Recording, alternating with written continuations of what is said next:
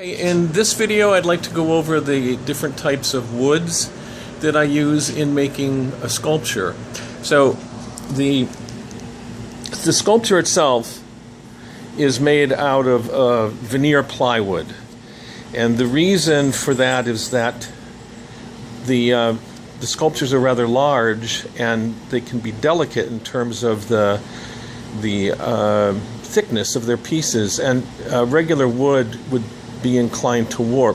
Plywood is an extremely stable wood to use, so I use cabinet grade veneer plywoods that are different types of species.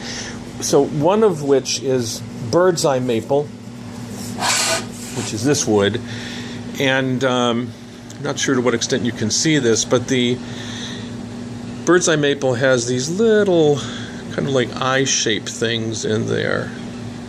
These little markings. I'm not sure how well that's coming across, but it's a figure in the wood that is actually quite prized because it's hard to find maple that has these markings in it. So if you were to buy the lumber, it would be fairly expensive.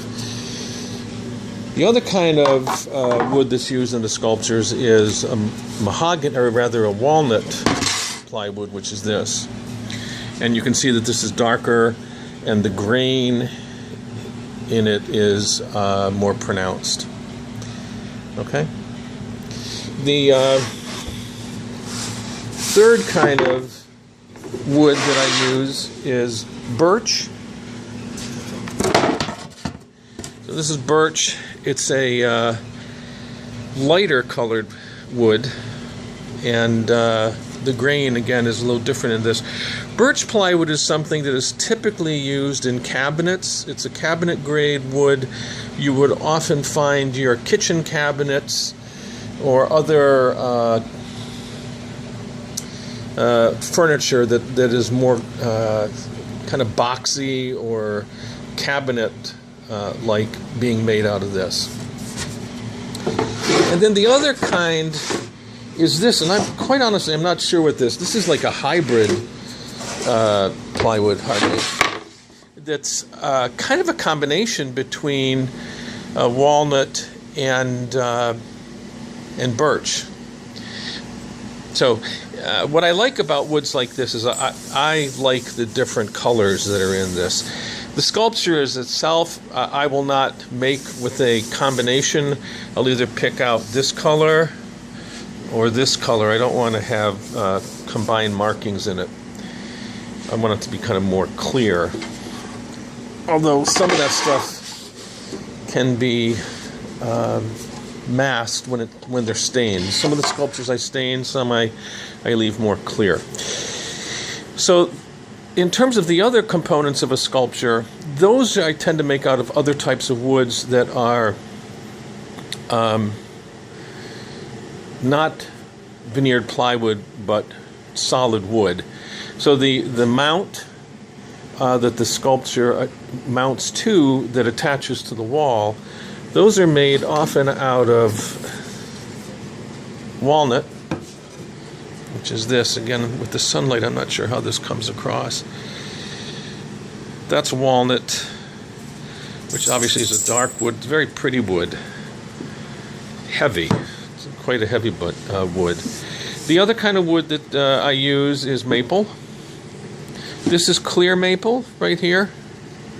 Let me bring this over into out of the sunlight. So this is clear, disfigured maple. Very, very hard wood. So you have butcher block counters and stuff are made out of that.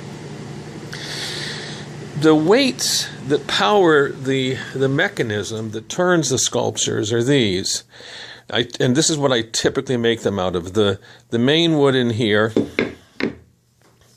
is called, it's a form of maple, it's called ambrosia maple. And the ambrosia maple is, I've got a better piece here, I think. Yeah, so to illustrate this, ambrosia maple is clear maple. It starts off as that, but it gets invaded by the ambrosia beetle. And the ambrosia beetle burrows into the wood. And these are, I don't know if you can see these are small holes. There's usually 2 of them together. There's 2 there, 2 there. And I'm not sure why there's 2, but they're always in pairs. In any event, the beetle burrows into the wood. It does not eat the wood, but it creates a little ecosystem in there where it lives. And a fungus develops inside the wood, and that's what the ambrosia beetle eats. And that fungus discolors the wood, and you get these discolorations that form. Again, this happens, I believe, when the wood is out. It's been at the sawmill, and I think it's stacked, drying, and the ambrosia beetles get to it. I don't know if they get into it when the tree is growing. In any event, this ruins what otherwise would be clear maple. So for some purposes, this is considered ruined wood. In other purposes, it's considered a very pretty variation of maple. I like it. Other people may not. Anyway, that's typically used to make the weights. I also cap the weights, the top and bottom. Those are made out of mahogany. And most of the weights I make look like that. Other woods that are used, well, this is the mahogany.